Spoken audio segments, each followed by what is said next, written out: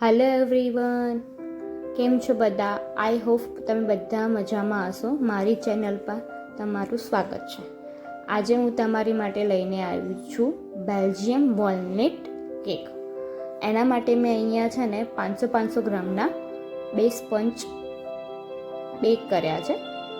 મેં એમાં કટ નથી કર્યા કારણ કે મારા કસ્ટમરે એમ કીધું હતું કે મને સ્પંજ વધારે જોઈએ છે એટલા માટે.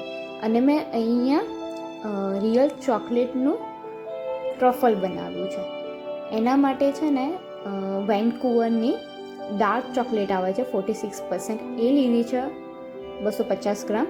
અને એમાં 150 ગ્રામ અમૂલની ફ્રેશ ક્રીમ આવે છે જે બ્લુ પેકેટમાં, એ બંનેને મિક્સ કરીને ડબલ બોઇલરમાં એને મેં ગરમ કર્યું છે અને એને 6-7 કલાક માટે રૂમ ટેમ્પરેચર પર સેટ કર્યું છે. અને જો તમારે અર્જન્ટ હોય ને તો તમે ત્યાં ફ્રીઝમાં બી મૂકીને કલાક માટે સેટ કરી શકો છો. અને મેં આને સ્પોન્જને પહેલાં સોક કરીને રાખ્યા હતા કારણ કે છે ને કે ટ્રફલ કેક હોય ને તે સોક કરે ને ઓવર સોકિંગ થાય ને તો જ્યારે તમે લગાવો ને ટ્રફલ તો સ્પેચ્યુલા ઉપર જોડે આવે છે. અને અહીંયા મને કસ્ટમરે વોલનટ કેક કીધી હતી એટલા માટે મેં અહીંયા ચોપ કરીને વોલનટ નાખ્યા છે અને ઉપર થોડું ટ્રફલ નાખી દઈશ કારણ કે કેમ કે ઉપર તો ટ્રફલ નાખવાથી પ્રોપરલી અંદર વોલનટ અંદર સેટ થઈ જાય અને જ્યારે બીજું સ્પંજ લગાવો ને તો ઇઝીલી સ્ટીક થઈ જાય એના માટે. અને ટ્રફલ એમનો ડચ ચોકલેટ કેક આવે છે ને એ કમ્પાઉન્ડથી બને છે. કમ્પાઉન્ડ જોડે તમે વ્હીપ ક્રીમ બી યુઝ કરી છો, દૂધ બી યુઝ કરી શકો છો, અમૂલ ફ્રેશ ક્રીમ બી યુઝ કરી શકો. પણ જ્યારે રિયલ ચોકલેટનું ટ્રફલ બનાવતા હોય તો એના માટે ઓલવેઝ અમૂલની ફ્રેશ ક્રીમ જ યુઝ થાય છે. અને આનો ટેસ્ટ બહુ જ બધું રીચ હોય છે. તમે જે ટ્રફલ કેક ખાઓ છો ને બહાર એનાથી બી બહુ સારું હોય છે. પણ આનું રિયલ ચોકલેટનું તમારું કોસ્ટિંગ થોડું હાઈ થઈ જાય. જો તમારા કસ્ટમર પ્રિફર કરે કે મારે રિયલ ચોકલેટમાં ખાવી છે તો તમે કેક બનાવી શકો છો. અને જો ઘર માટે બનાવતા હોય ને તો બી બહુ જ રીચ ટેસ્ટ આવે છે. ક્રીમવાળી કેક ખાઓ ને એના કરતાં બી બહુ જ ફાઇન લાગે છે.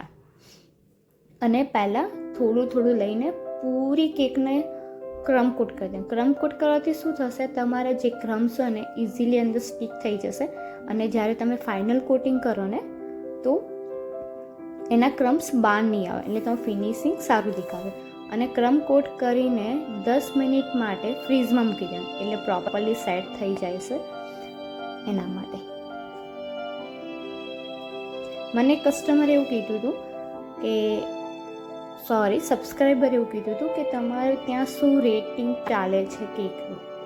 બધાના એરિયા વાઇઝ અલગ અલગ હોય છે કારણ કે અમુક એરિયા આવા હોય કે જ્યાં તમે 400 રૂપિયાની કેક આપો ને તો બી લોકો એવું જ કે મને 200 રૂપિયાની જ કેક, 200 રૂપિયાવાળી બી એમને 400વાળી બહુ મોંઘી લાગે, 200 રૂપિયામાં મળે એવી એમ. એટલે બધા એરિયા વાઇઝ અલગ અલગ હોય છે. મારા એરિયામાં હું આ કેકના 1500 રૂપિયા પે કરું છું, લઉં છું. અને જો તમારે તમારા એરિયામાં શું ચાર્જ ચાલે છે, તમે જે વસ્તુ લાવો છો, જે વસ્તુ યુઝ કરીને કોસ્ટિંગ કાઢીને તમને શું પડે છે એ રેટમાં તમે આપી શકો છો. અને આને ફાઇનલ કોટિંગ હું હવે કરું છું. 10 મિનિટ રાખી દીધી ફ્રીઝમાં અને ફાઇનલ કોટિંગ કરું છું. અને જ્યારે ટ્રફલ બનાવો ને તો મેક શ્યોર કે થોડું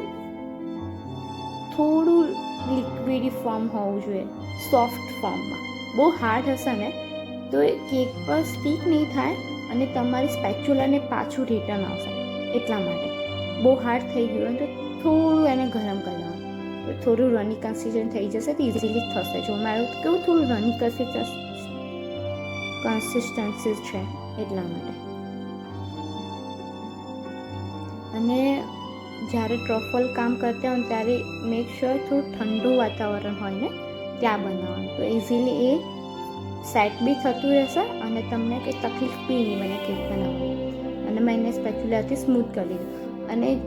અને ઓલવેઝ જ્યારે પેલેટ નાઇફ કે સ્પેચ્યુલા યુઝ કરો ને તો ગરમ પાણીમાં ડીપ કરીને યુઝ કરો. એનાથી શું થશે, તમારું મસ્ત સ્મૂથ ફિનિશિંગ બી આવી જશે અને ઇઝીલી. જો મેં ફાઇનલ કોટિંગ કરી તૈયાર કરી દીધું છે હવે હું આના ઉપર ચોકલેટ ગનાશ.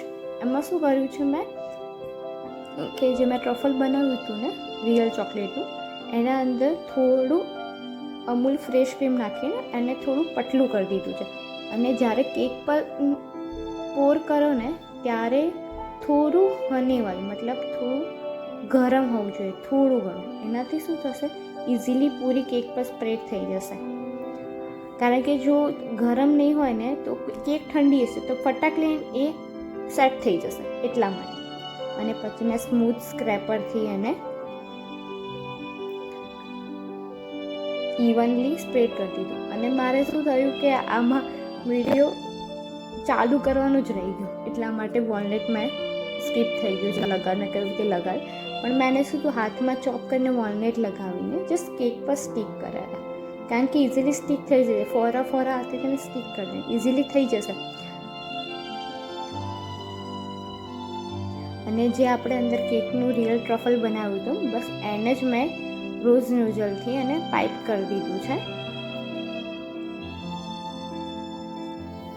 અને એના ઉપર મેં વોલનટ લગાવી દીધું છે.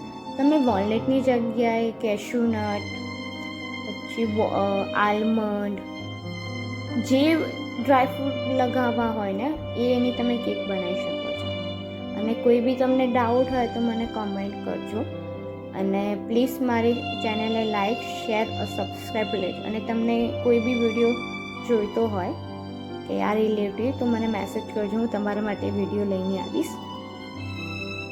અને બસ આના ઉપર જસ્ટ મેં નામ લખ્યું છે ફોન્ટેનથી, અને કેક રેડી થઈ ગઈ છે આવી રીતે. અને જો તમને કોઈ બી એવું ડાઉટ લાગે ને કે મને આ પ્રોબ્લેમ થાય છે, આ છે, તો તમે બિંદાસ કોમેન્ટ કરજો, હું તમને એનો રિપ્લાય આપી દઈશ.